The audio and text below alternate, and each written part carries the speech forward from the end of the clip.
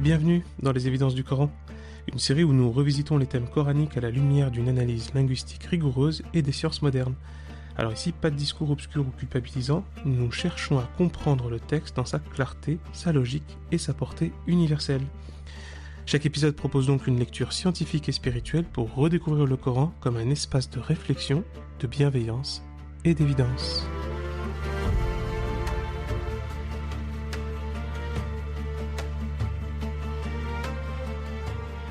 Alors nous sommes arrivés dans le verset 45, où on a vu l'enchaînement en fait par rapport au rêve que fait le roi, la position qu'on pourrait quasiment qualifier de malaise auprès de la cour, qui, même si ce n'est pas un malaise volontaire, hein, dans l'hypothèse où en fait ils ne savent vraiment pas quoi penser de ce rêve, il y a aussi l'hypothèse où ils savaient, hein, mais ils n'osent pas. Eh bien, ce vide qui s'oppose, et c'est très intéressant, c'est assez important comme situation. Vous savez, hein, quand il y a, euh, alors on attribue ça à Aristote, hein, que la nature a horreur du vide. C'est globalement vrai en fait en termes de comportement humain. On n'aime pas la situation où il ne se passe rien, où il ne peut rien se passer, où on a l'impression qu'on devrait combler en fait ces situations. Et généralement, on va chercher à le faire, à l'investir. Bref, dans cette phase-là, on voit apparaître la fin de l'oubli. Et oui. Et c'est très bien fait parce que on pourrait presque sentir que même nous on a oublié. On a oublié que Youssouf a demandé à son codétenu qui allait sortir de se rappeler, de lui rappeler au souvenir du roi. Eh bien, dans cette phase d'oubli, confronté au rêve du roi sans réponse, et c'est ça qui est intéressant, sans réponse, on a le verset 45 qui nous dit « Or celui des deux qui avait été délivré se souvint après un certain temps. Ba'da ummatin. L'expression est assez belle d'ailleurs, hein, pour qualifier d'une sorte de phase précise assez longue. Et, et ce qu'on doit comprendre, c'est que ce rappel n'est pas une coïncidence mystérieuse. C'est en réalité une association d'idées forcées par la crise. L'impuissance, ou en tout cas le mutisme des experts du roi crée un vide que les chansons va réussir à combler avec son souvenir de Youssouf. Et c'est pour ça que c'est intéressant, c'est-à-dire que le signal envoyé par Youssouf en prison, comme on l'a évoqué dans les épisodes précédents, sort enfin du bruit de l'oubli. Les chansons, en fin de compte, réalisent que le seul homme capable de lire le rêve que lui-même a fait est le seul capable de lire le rêve de l'État, le rêve du roi. Et c'est là que ça va être déterminant. C'est que la compétence réelle finit toujours par devenir indispensable quand le système s'effondre.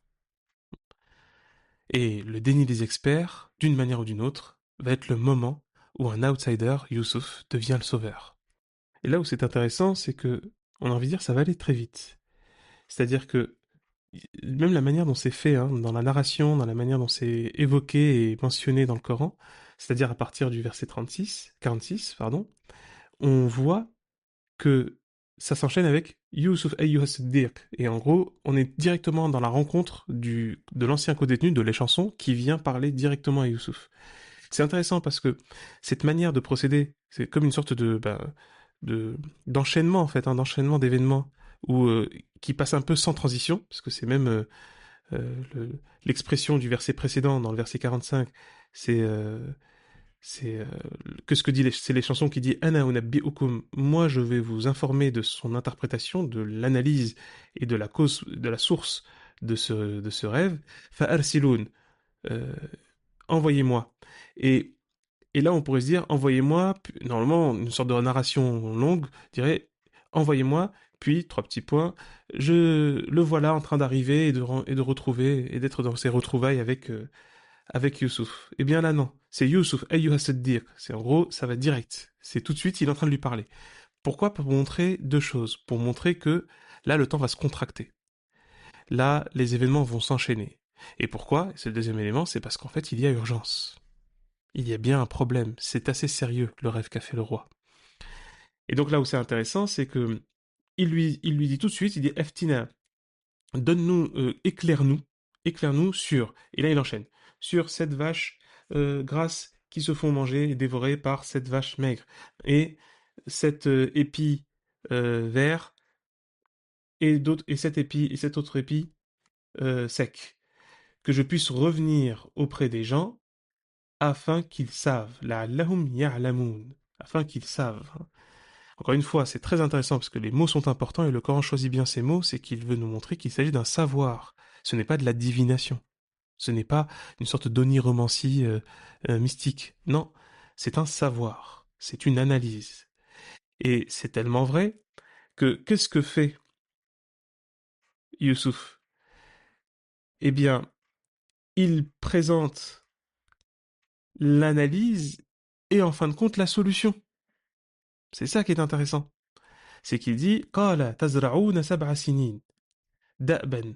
Donc là, il va poser, il va faire une description des cycles. Alors, chose importante, c'est que ça maintient et ça, vous voyez, hein, ça accentue et ça appuie ce qu'on a dit précédemment sur la problématique de Sinin qui ne correspond pas à des années, mais davantage à euh, euh, des cycles de récolte, très précis, on l'a dit en Égypte à ce moment-là. Et, eh bien, parce que déjà de manière très simple, cette année planifiée sur 7 ans, de cette manière-là, surtout pour des récoltes, c'est pratiquement pas possible. Et d'autant plus que si on considère qu'il y a 7 années de sécheresse, c'est juste une, enfin c'est la mort, hein. C'est pas, et on pourrait même rajouter que c'est pratiquement difficile en fait de prédire un tel événement sur une aussi grande durée. Vous voyez, donc en gros, il y a un problème d'échelle. Ouais. En fait, c'est ça, c'est que il y a un problème d'échelle. Le terme de sinin donc renvoie bien à ce qu'on disait précédemment comme étant des cycles. Et c'est bien ce qu'il dit. Vous sèmerez pendant 7 sinin, 7 cycles, avec ardeur. Puis, ce que vous moissonnerez, laissez-le en épi, sauf le peu que vous consommerez. C'est pour ça que c'est intéressant, vous avez remarqué, c'est que, en gros, il ne dit pas. Donc, il y a deux choses importantes dans ce que fait Youssouf. C'est qu'il ne dit pas l'explication tout court du rêve. Il n'est pas simplement en train de dire, voilà, voilà, ça va être une catastrophe, tu vois, ça va mal tourner. En fait, il est en train de montrer, et d'ailleurs c'est aussi ce que semble indiquer le rêve, c'est en réalité, le rêve annonce une catastrophe, mais présente aussi sa solution. Et Youssouf lit les deux. Il lit la source et la cause et la catastrophe, mais il lit également, il analyse également la solution. Donc, en fait, qu'est-ce qu'il dit? C'est que Youssouf prévoit, par l'analyse qu'il fait, du rêve du roi, non pas une catastrophe sur 14 ans, hein, parce que c'est pas possible, hein, c'est vraiment pas possible, mais il prévoit une oscillation brutale du Nil sur 14 cycles. Donc, si un cycle est une saison de récolte, Youssouf parle donc d'une période de haute productivité suivie d'une période de stress hydrique. Ce qui est assez... c'est une chose qui peut se produire et qui est assez rationnelle. C'est donc un horizon de planification qui est aussi plutôt entre 4 ou 5 ans. Et là, on pourrait se dire, mais pourquoi le chiffre 7? Alors, certains, dans les exégèses, ont parlé de 7, c'est symbolique, etc. Parce que c'est vrai, les 7 cieux, les 7 jours, etc. Mais en hydrologie, on observe des récurrences de cycles de crue. Et en fait, Youssouf identifie une fenêtre d'opportunité biologique pour constituer une réserve stratégique avant que l'entropie, la catastrophe, ne frappe le Nil. C'est là. Et c'est là qu'il va développer une idée géniale.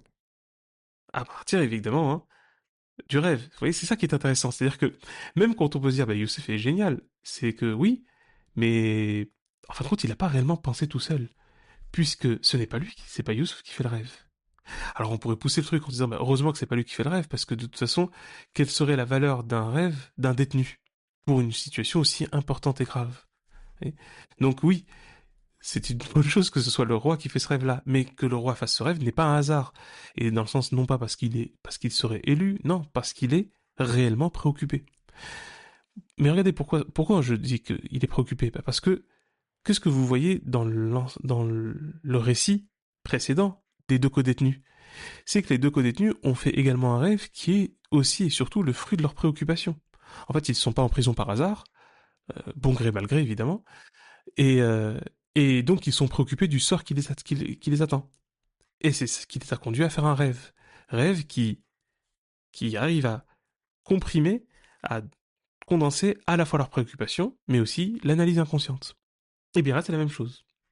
C'est-à-dire que le roi, visiblement, se doute et ressent quelque chose, une analyse fine, hein, et c'est donc la préoccupation qui émerge, et vient en même temps une analyse inconsciente puissante, hein, c'est une intuition spontanée, assez forte, qui lui déroule une forme de solution.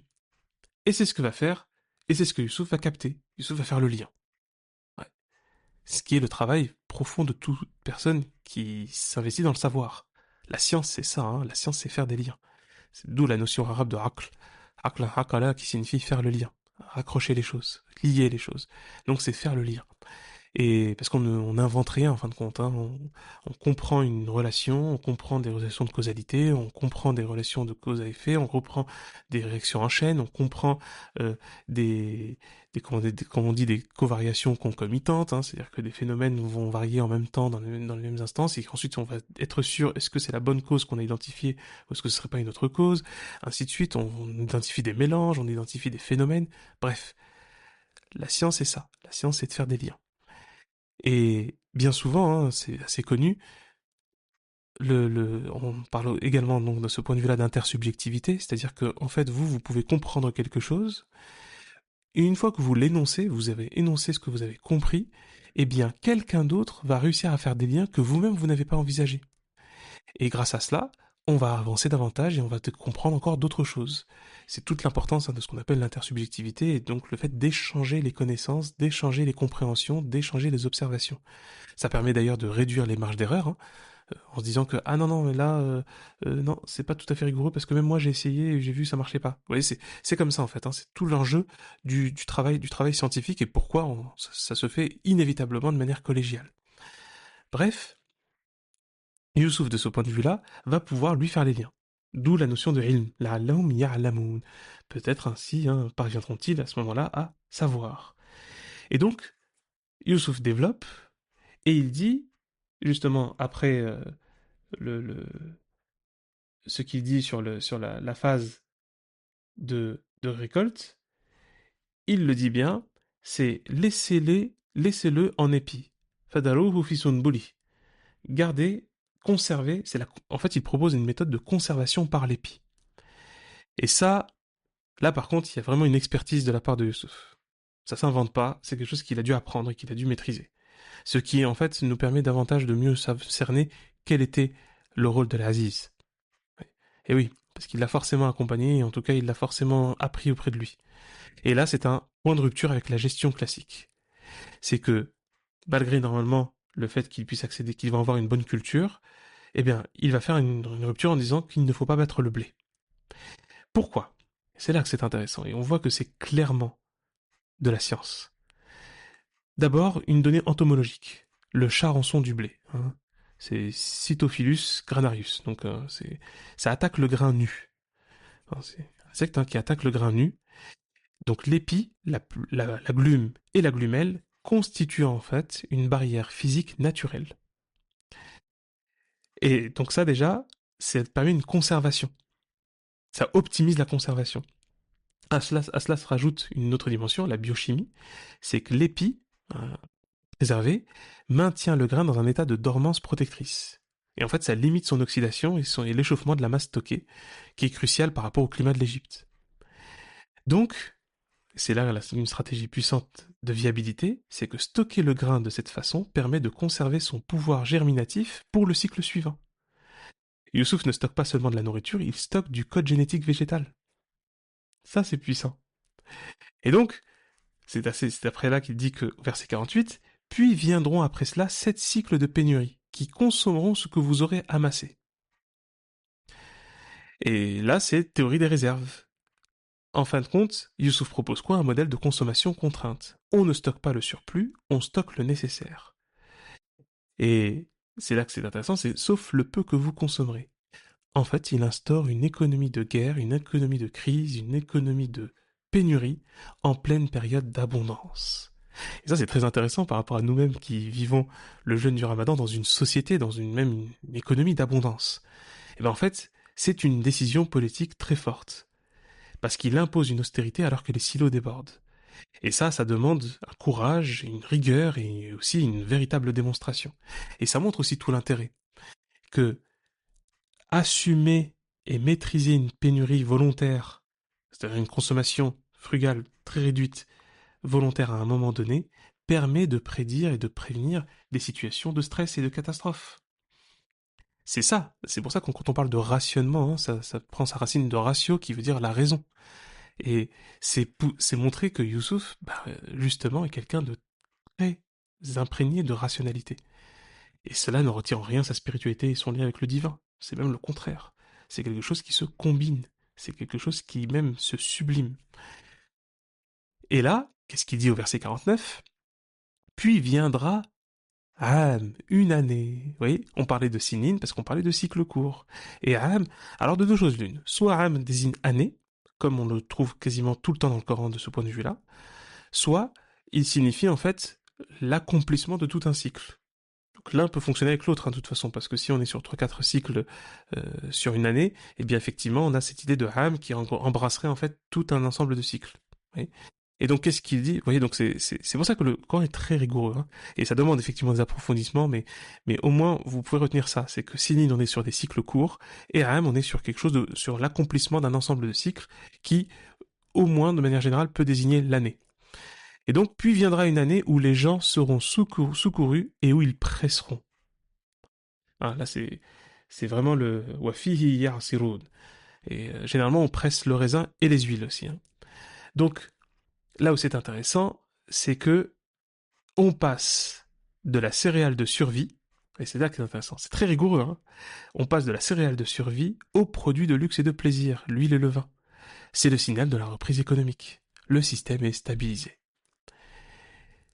Donc, qu'est-ce qu'on comprend de ça? C'est que Youssouf n'a pas seulement interprété un rêve, il a conçu et développé et envisagé un système résilient face à l'impossibilité biologique d'une sécheresse décennale. En utilisant le cycle court, il rend le plan exécutable et le stockage efficace. Et c'est là que c'est intéressant. C'est-à-dire que ce qu'on voit comme leçon pour nous, c'est que la solution n'est pas dans la magie. Elle est dans l'observation fine des cycles naturels et dans l'innovation technique, la technique de l'épi. Et c'est quelque chose qui nous informe que bien souvent, ce sont dans des moments de crise que les meilleures solutions, que des idées géniales, que des nouvelles choses se développent.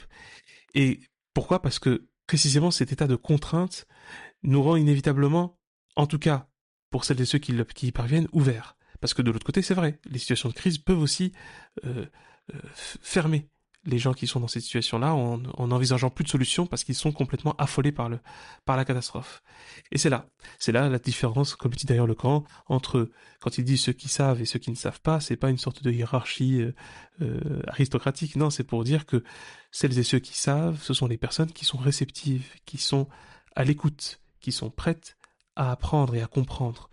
Et ceci d'autant plus lorsqu'il y a des situations de contrainte et de crise.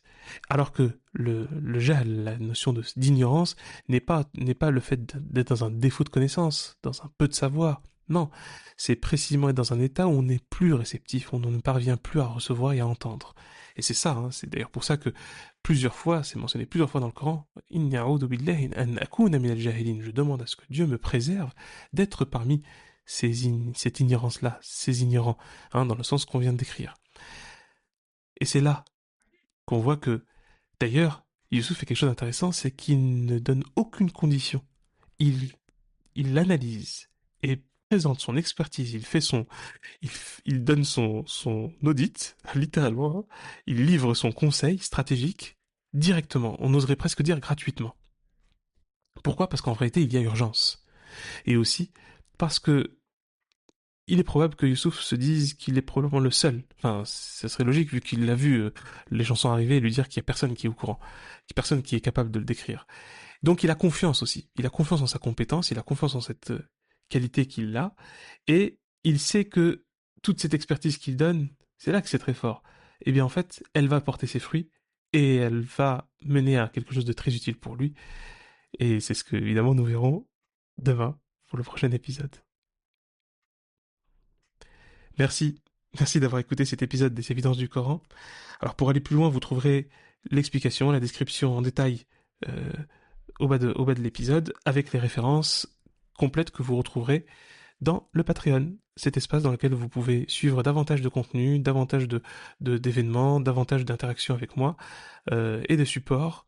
et évidemment pour pouvoir soutenir en fait ces démarches pour que le podcast puisse continuer, pour même continuer à faire une quotidienne. Je vous donne donc rendez-vous sur ce Patreon que vous trouverez en lien dans la description. À demain pour un nouvel épisode, et d'ici là, continuons à chercher ensemble la clarté dans le texte et dans le monde.